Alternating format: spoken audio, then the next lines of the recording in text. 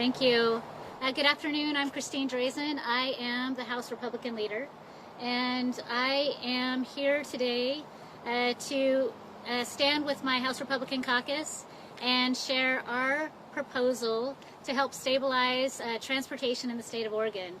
House Republicans know that Oregonians themselves are frustrated with the direction of our state. They feel overburdened and overwhelmed with the cost of living here in Oregon. And they also know that we need to get Oregon back on the right track by empowering communities and families and focus on challenges that affect their day-to-day lives. Today, we will be announcing a proposal that protects Oregonians' pocketbooks in a time that they are facing unprecedented cost increases and tax hikes. This proposal prioritizes the core functions of the Oregon Department of Transportation. It sidelines spending that is non-essential, and it also protects federal transportation funding. It preserves critical road safety services across our state. We have identified approximately $730 million in refocused spending and cost savings, as well as ongoing spending cuts. We are committed to delivering functioning roads across our state without asking Oregonians to pay more. My colleague, Representative Shelley Bosshart-Davis, she is Vice Chair of the Joint Transportation Committee, and she is now going to come forward to share some specific details of our proposal. Representative? Thank you, Rep. Drezen. Thank you for being here today. We've created this proposal because for years ODOT has funded ideas instead of infrastructure. This plan identifies several areas in ODOT's budget that do not reflect its core mission of providing safe and reliable roads and bridges. Starting with the statewide Transportation Improvement Fund, otherwise known as the STIF. Eliminating the STIF would save ODOT $307 million per biennium to reallocate towards its core mission. The payroll tax alone costs Oregonians approximately $110 million per year, and it's increasing every year. This fund was established in House Bill 2017 to maintain and improve public transportation. Meanwhile, highway and infrastructure projects also identified by this same bill remain incomplete. And now the legislature is asking for more money from taxpayers.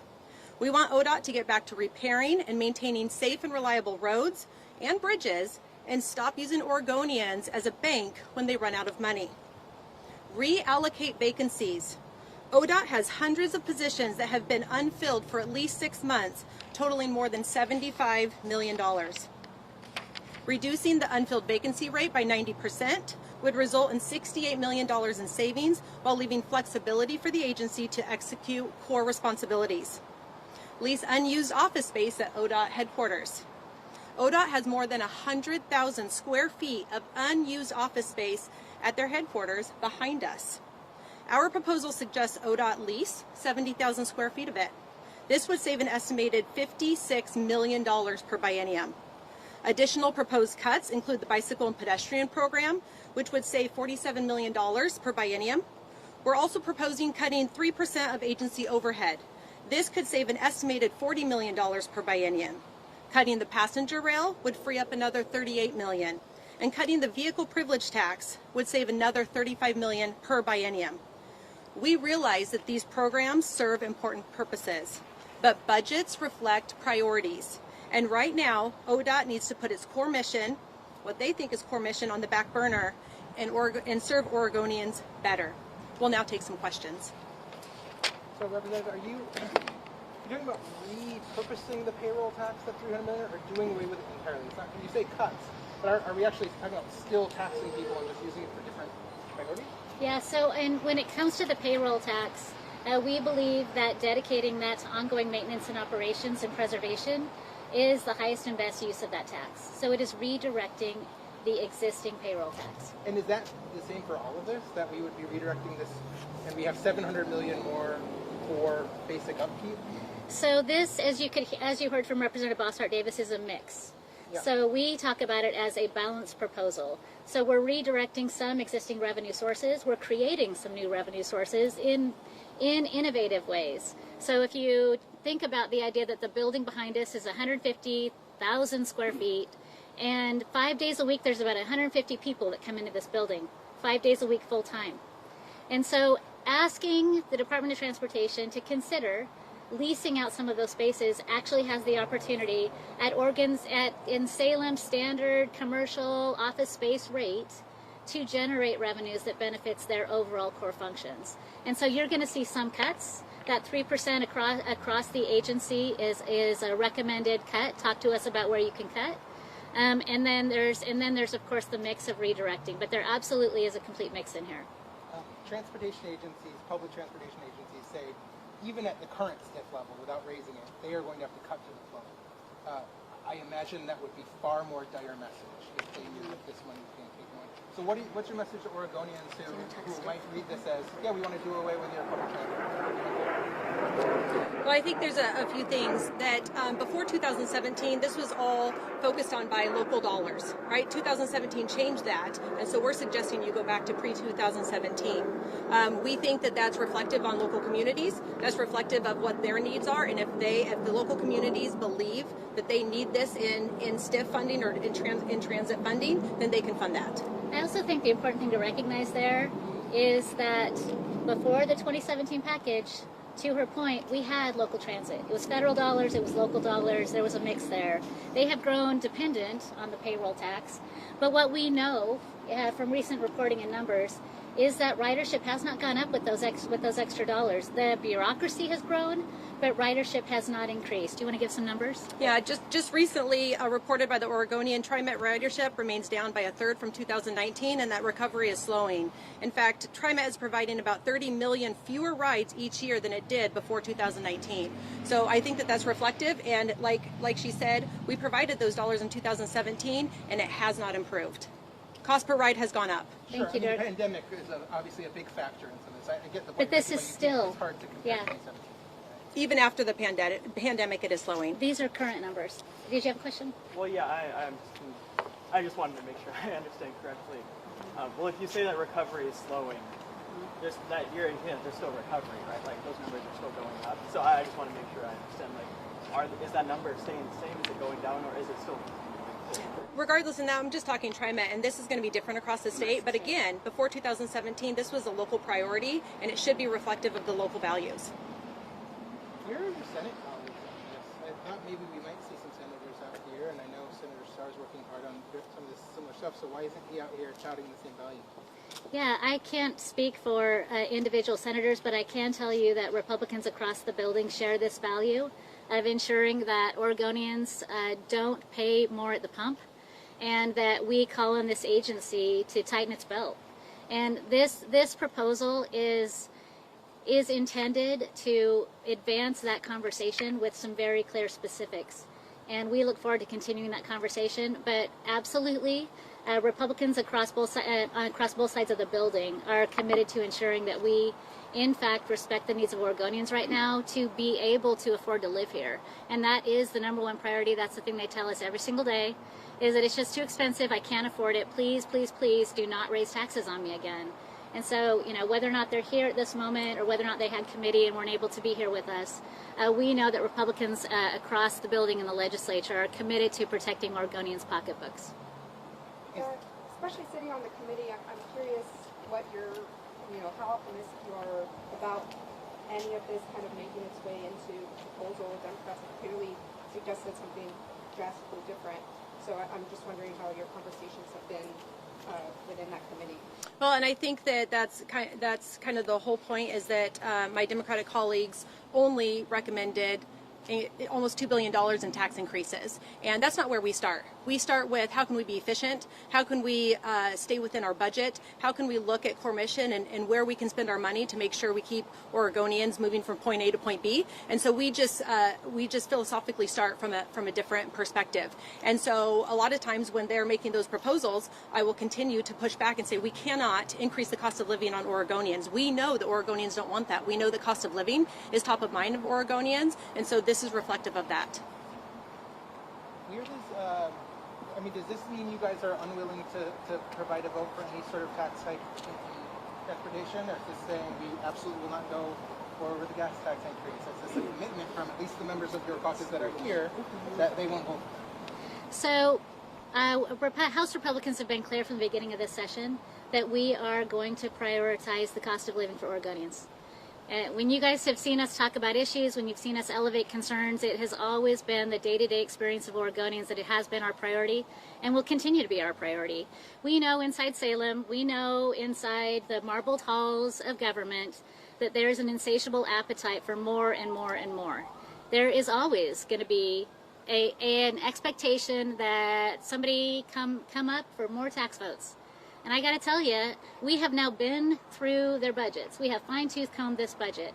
And the vast majority of these numbers were produced by ODOT themselves, articulating for us what they recognized as non-essential services. And we didn't even include the vast majority of those in this proposal, recognizing that we need a starting document that is a strong place to start this conversation. But there has not been a single moment across this entire session that House Republicans have wavered at all on our commitment to stand up for Oregonians this legislative session. So is that a commitment that, yes, none of you guys want to vote for or will vote for a tax increase for the transportation? We have today a proposal which will stabilize the Department of Transportation without a tax increase. So my question to my Democrat colleagues is, why are they so determined to raise taxes when they don't have to? We know that the gap is $345 million, right? We know that that's what holds this agency harmless for staffing. And yet they came forward with a $2 billion proposal because transit wants to grow. This program wants to grow. They want wildlife crossings. They want it all, and they want it all at the expense of Oregonians. I think Oregonians should be able to say, is there another alternative that doesn't reach into my pocketbook? And Republicans are here to say, today, yes. The answer is yes. Now, whether or not our Democrat colleagues across the aisle continue to stay on the path that they must raise taxes no matter what, that's their choice. But we would like to have a conversation that starts in this position that says we are responsibly stabilizing transportation across our state, and we believe that it is possible to stabilize our road work and fill those potholes and snowplow those mountains and not raise taxes while we're doing it. And that is what this conversation is about today. And we look forward to next steps. Given that your proposal is so different from the Yeah. Democratic proposal, but they have pretty much all continued to say that tax increases are going to be a part of this package, how does having such a different message mean that you guys are just going to get cut out of the negotiations though? Like, would it make more sense for you guys to give some leeway to be like, oh, maybe we'll vote for this if we can negotiate some of that? So I'm going to ask you this question. Did you guys ask them when they came up with $2 billion of taxes, where are the cuts? How could you be so far away from where Republicans are probably going to be looking for accountability measures? Why did you guys put something out that proposes a 100% tax increase document? Why aren't you proposing something more balanced? I think that we are on the side of Oregonians on this, and Democrats are on the wrong side of the citizens of this state right now. They are obstinately determined to raise taxes. And I would say this, they have the votes to do it. If they're determined to do it, they can do it. We are encouraging them to reconsider, and we are putting out today proposals which would give them an alternative to that we believe is in line with where Oregonians are at right now for their pocketbooks. And, you know, we are absolutely on the side of Oregonians with this proposal today. Professor Davis, how would you characterize your work with the Democrats at this point on this package? Are you being cut out? Are you having any input on the bill that's forthcoming? I think that we've been clear, and so whether we've been cut out or not cut out, I mean, our conversations as doing the work during committee, doing the work of the legislature, that's been great. But when it comes to, and as they continue to start with, we need to increase taxes. If that's their only starting point, I continuously push back. So what they choose to do is on them, and I will continue to represent the caucus, I will continue to represent Oregonians, and say we're not starting with taxes. And so if they don't go any further than that, then that's on them. But if they continue to start with taxes, then we have to continuously say no. But I will say that this proposal is reflective of restoration of jobs. We're not cutting any jobs. We're making sure that operations and maintenance continue across the state. We want to make sure that that's number one priority. The operations and maintenance and preserving our infrastructure is number one priority, and everything goes from that premise.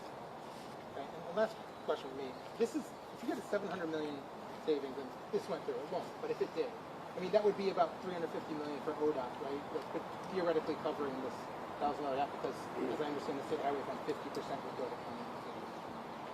Have you talked to counties and cities about what this kind of money might mean for them, and whether your home's roads would at all be able to be shored up with this level of investment?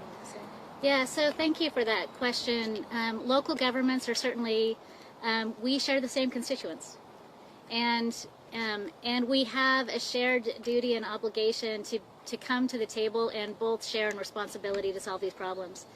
And as I have talked with and met with local governments, they recognize that the proposal that's on the table right now is a one-sided proposal, and that it's something that only raises taxes. I think that they also recognize, maybe not every single jurisdiction, but the jurisdictions that I represent recognize that that does not serve our shared constituencies. I haven't seen anything in here in terms of public transit. I see stuff about rail, but nothing about public buses and stuff like that. And TriMet has said that they're going to have to cut 52 of their 78 routes if they don't get the funding that they've asked for. That's not even, Democrats haven't even proposed enough from their standpoint. Is there anything that's going to be added in here at all that addresses that issue of public transit? Yeah, this proposal takes public transit and returns it to local control. And returns it to local governments to be able to make determinations for how they want to prioritize funding for their own local programs. Yeah, but local governments like Portland, I mean, they're in a significant budget shortfall on their own, so the state's just not going to help at all in that? So local governments have the same ability that we do to be able to raise taxes to be able to fund programs they want. They can certainly raise registration fees for cars. They can certainly raise gas taxes if they choose to. They can represent their own priorities for their own communities to fund their own local services. Which is exactly how it was before 2017 when that changed. And like I said, budgets reflect priorities. And if you brought up Portland, if that's a priority of Portland, then they certainly can make that decision. Thank you, guys. Thank you.